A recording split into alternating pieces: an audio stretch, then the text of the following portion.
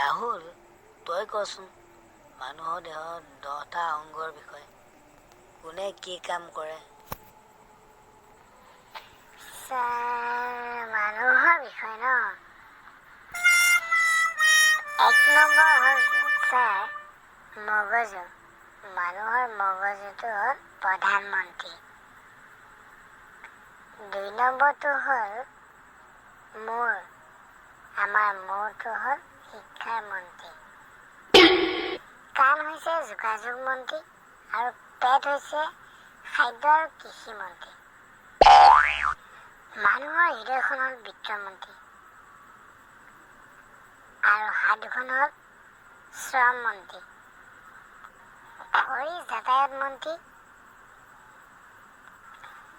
চকুৰ আইন মন্ত্ৰী আৰু আমাৰ ছালবোৰ ৰক্ষা মন্ত্ৰী অৰ্থাৎ পুলিচ ছাৰ, যি আমাৰ ৰক্ষণাবেক্ষণ কৰে, যি আমাৰ আইনৰ সকলোবোৰ ৰক্ষা কৰে। আৰু সকলোতকৈ ডাঙৰ অংগটো হৈছে আমাৰ জিভা। জিভা হৈছে তথ্য মন্ত্ৰী আৰু প্ৰচাৰ মন্ত্ৰী। যেনে ধৰক সাংবাদিক যি প্ৰচাৰ কৰে, সকলোবোৰ খবৰ বাতৰি আমালৈ প্ৰচাৰ কৰে, সেয়া হৈছে আমাৰ জিভা। ঠিক আছে।